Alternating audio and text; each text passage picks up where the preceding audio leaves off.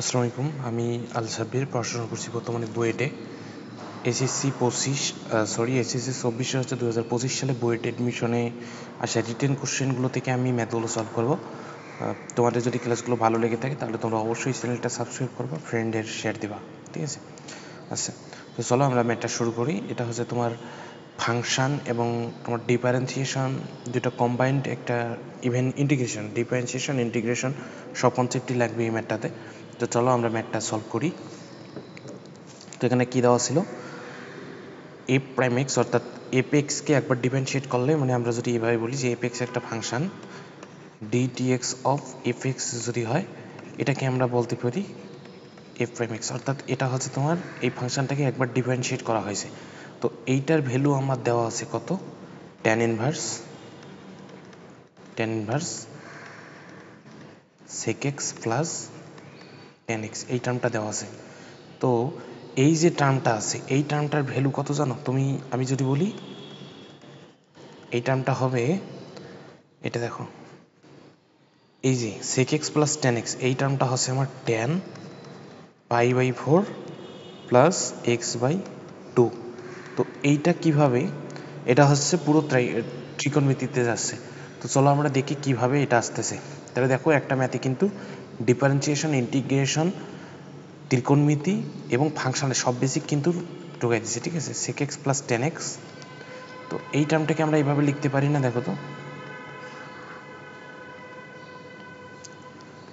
1/cos x plus sin x by cos x লিখতে পারি।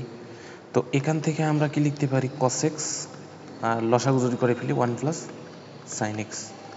তো ভাই, এই cos x কে আমরা এইভাবে লিখতে পারি না, cos 2 into x by 2, cos 2x। আর 1 প্লাস sin x কে এইভাবে লিখতে পারি না? দেখো তো, 1 প্লাস sin x কে আমরা কি লিখতে পারি, sin x by 2 square plus 2 sin x by 2 into cos x by 2 plus cos square x by 2। এটা কীভাবে, এই যে দুইটা টার্ম আছে, এই term sine square theta plus cos square theta মিলে 1, এবং এই যে 2 sin x cos x, অর্থাৎ সাইন 2 থিটা হচ্ছে 2 sin থিটা cos থিটা। তো এই টার্মটা মিলে আবার তোমার আসতেছে এই sin x, আর নিচে এটা তো থাকলোই। তো উপরের টার্মটাকে এখন কি লেখা যায় দেখো তো, উপরের নিচের টার্মটাকে কি লেখা যায়, cos 2x হচ্ছে cos square x by 2 minus sine square x by 2, cos 2x এর সূত্র। আর এটা হচ্ছে তোমার এইভাবে লিখতে পারি, cos x by 2 plus sine x by 2 all square, অর্থাৎ a প্লাস b অল স্কোয়ারের সূত্র আসতেছে। তো এইখানে দেখো, A square minus B square পড়ে গেছে না, তাহলে a plus B into A minus B হবে, cos x by 2 plus sine x by 2 into cos x by 2 minus sine x by 2। আর এখানে যেটা আসতেছে তোমার স্কোয়ার টার্ম থাকতেছে, cos x by 2 plus sine x by 2 all square, এই টার্মটা থাকতেছে। তো এখন দেখো তো, কাটাকাটি যায় না, এইটা আর স্কোয়ারটা কাটা যাবে। তো আলটিমেটলি এখানে আমার কি পড়ে থাকতেছে, আলটিমেটলি পড়ে থাকতেছে cos x by 2 minus sine x by 2, আর এখানে পরে থাকতেছে তোমার cos x by 2 plus sine x by 2, ঠিক আছে? এটা পরে থাকতেছে।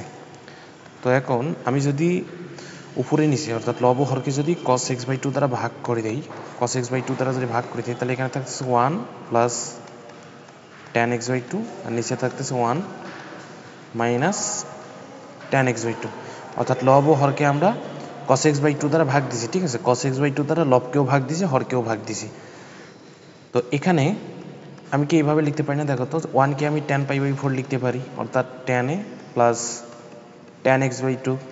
আর এই যে এখানে 1 আছে, 1টাকে 1 লিখলাম, কিন্তু মাইনাস 1-এর জায়গায় আমি লিখবো এবার tan π/4, অর্থাৎ tan π/4 into tan x by 2।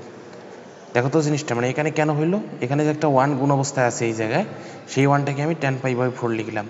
তাহলে এটা আমার কি আসে, tan a মাইনাস, আচ্ছা sorry, tan a plus tan b, অর্থাৎ x বাই 2। তো দেখো, এই টার্মটা কিন্তু আমরা সরাসরি এখানে ইউজ করছি, tan π/4 প্লাস x বাই 2। তো তোমরা যদি এটা মনে রাখতে পারো, তাহলে তোমার এই যে এক্সট্রা ক্যালকুলেশনটা কিন্তু করা লাগতেছে না। তাহলে দেখো তো ট্যান ইনভার্স আছে, তাহলে এটা তোমার কি ক্যান্সেল আউট হয়ে যাবে না জিনিসটা।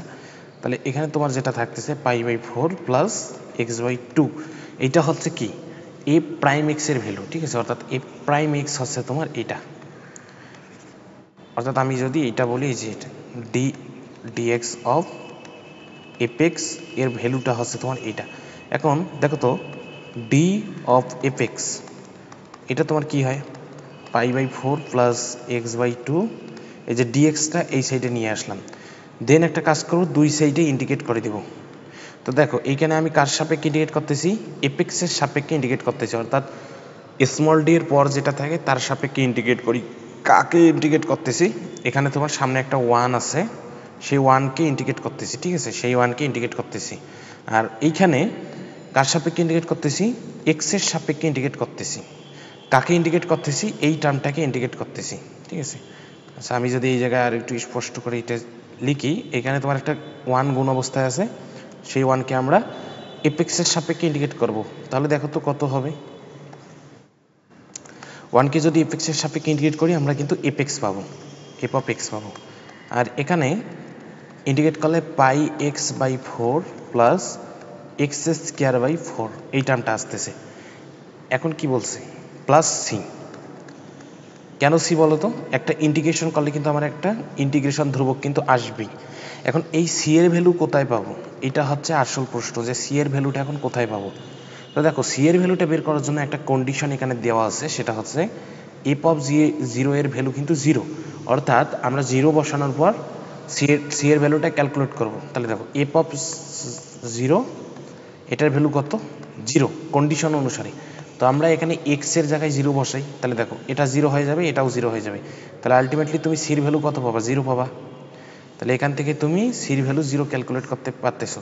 তাহলে আমি সরাসরি এখন বলতে পারি যে আমার এপেক্স যেটা আছে, এই এপেক্সটা হবে আমার πx/4 প্লাস x²/4, অর্থাৎ সি এর ভ্যালু 0। এখন কি জানতে চাওয়া হয়েছে যে f1 এর ভ্যালু কত, দেখো f1 এর ভ্যালু কত এইটা আমাদের জানতে চাওয়া হয়েছে, f1। তাহলে আমরা x এর জায়গায় 1 বসে কিন্তু নর্মালি ক্যালকুলেশনটা করতে পারি। তাহলে f1 কত আসে দেখো তো, 1 যদি এখানে নেই তাহলে তোমার আসতে আছে π/4 প্লাস 1/4, ঠিক আছে। তো এটাই হচ্ছে আমার অ্যান্সার। তো আশা করি তোমরা ম্যাথটা বুঝেছো, আমি পরবর্তীতে নতুন ম্যাথ নিয়ে আসবো। তোমরা অবশ্যই চ্যানেলটা সাবস্ক্রাইব করবা, ফ্রেন্ডে শেয়ার দিও। ধন্যবাদ।